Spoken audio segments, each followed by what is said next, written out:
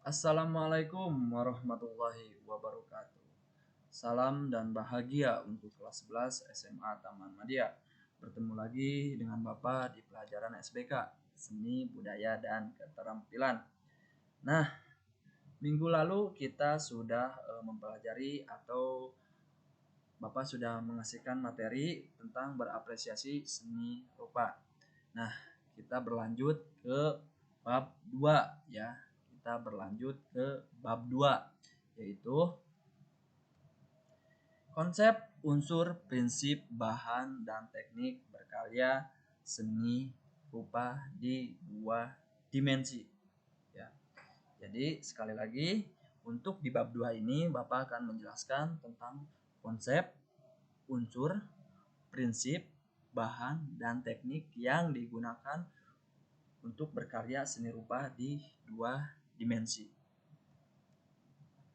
Nah, sebelum kita ke materi, Bapak ingin tahu nih, lukisan itu dua dimensi atau tiga dimensi?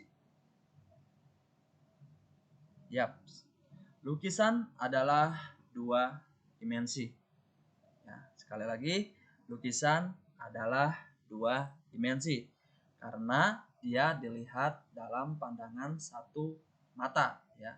Jadi satu arah, ya. Berbeda halnya dengan tiga dimensi.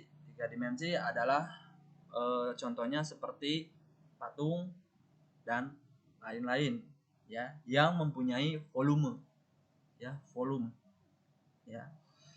Nah, kita kembali lagi ke materi. Dalam konteks apresiasi adalah pengkajian yang cermat terhadap karya seni rupa untuk mengetahui keberadaan karya yang sebenarnya. Ya, sekali lagi, dalam konteks berapresiasi adalah pengkajian atau menelaah, ya, atau menelaah yang cermat terhadap karya seni rupa untuk kita ketahui keberadaannya yang sebenarnya.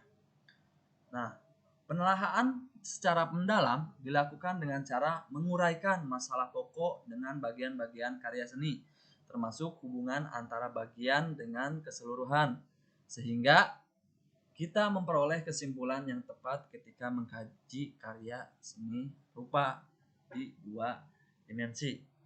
Ya, jadi sekali lagi ini penelaahan secara mendalam dilakukan dengan cara menguraikan masalahnya seperti apa dan bagian-bagian karya seninya seperti apa, termasuk hubungan antara bagian dengan keseluruhan, sehingga kita memperoleh kesimpulan yang tepat ketika mengkaji karya seni rupa dua dimensi.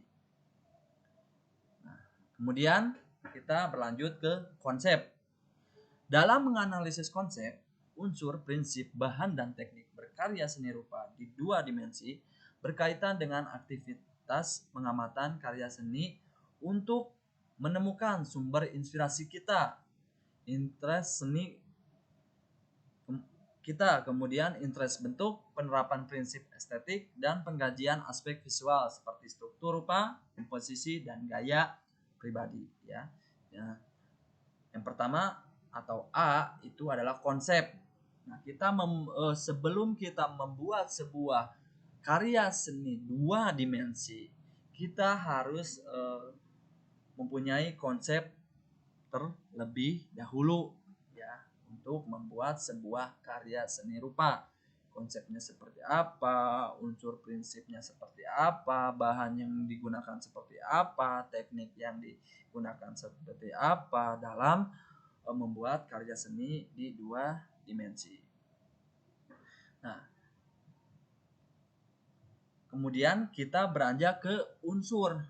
Nah, sementara ketika konsep, unsur, prinsip, bahan, dan teknik berkarya seni rupa di dua dimensi, kita mengkaji nih kualitas penggunaan garis, warna, ruang, tekstur, dan penyajian bentuk dalam karya seni rupa murni, desain, dan kriya. Ya, jadi kita harus mengetahui unsurnya seperti apa, ya, untuk kita mengkaji kualitas penggunaan garis yang kita nanti akan goreskan, kemudian warna yang kita akan butuhkan, kemudian ruang, kemudian tekstur yang kita akan butuhkan nanti di pembuatan karya seni di 2 dimensi ya. Nah, kemudian prinsip nih. Selanjutnya prinsip estetik kita analisis dengan mengkaji aspek. Yang pertama, keselarasan yaitu harmoni. Ya, keselarasan, kemudian kesebandingan atau proporsi ya. Kemudian irama atau ritme.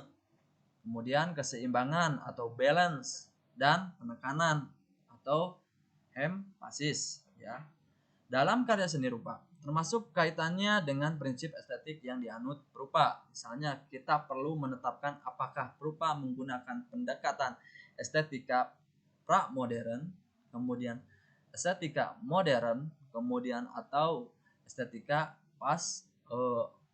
estetika postmodern dalam konsep unsur prinsip bahan dan teknik berkarya seni rupa di 2 dimensi. Kita harus mempunyai prinsip nih ya.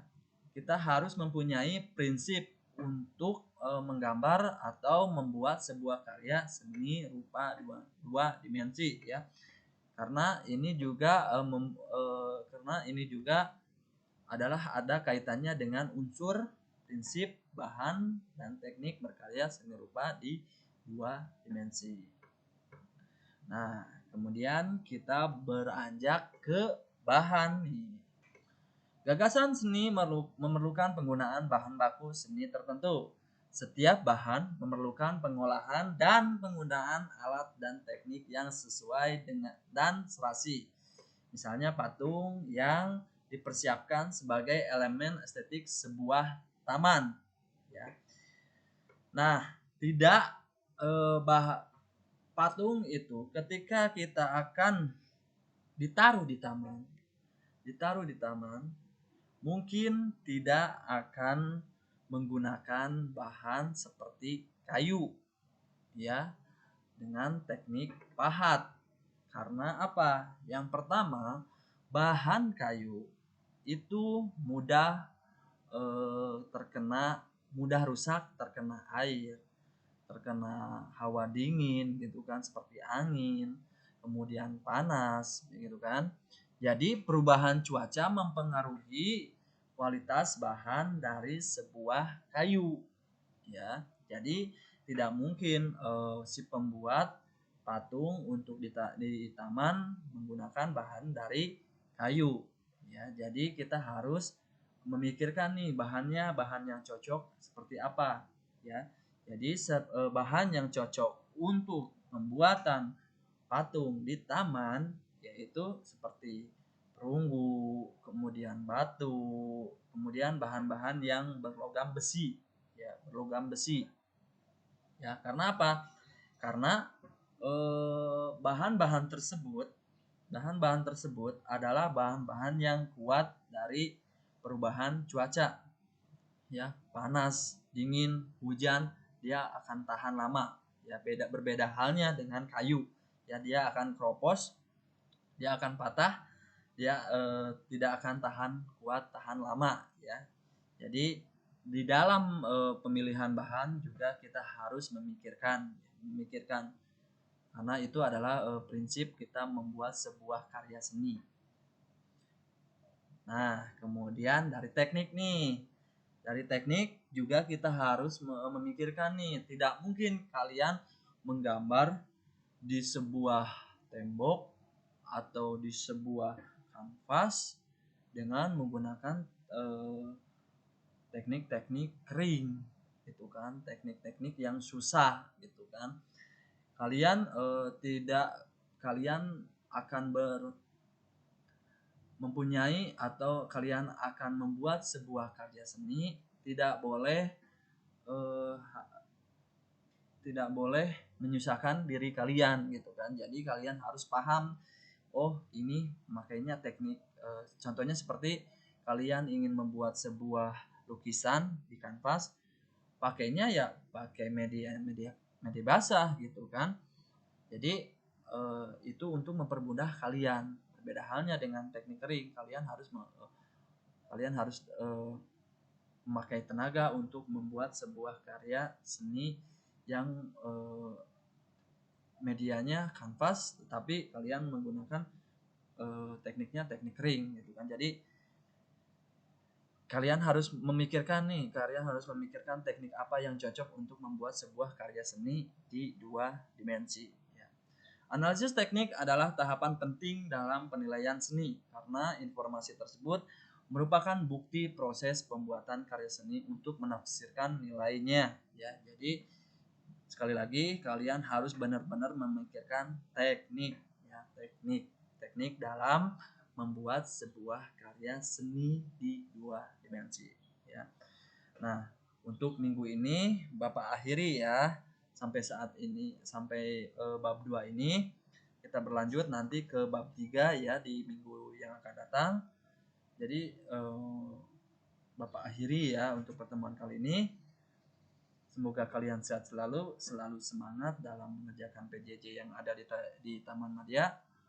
Wabillahi taufiq walhidayah. Wassalamualaikum warahmatullahi wabarakatuh. Salam dan bahagia untuk kelas 11 SMA Taman Madya.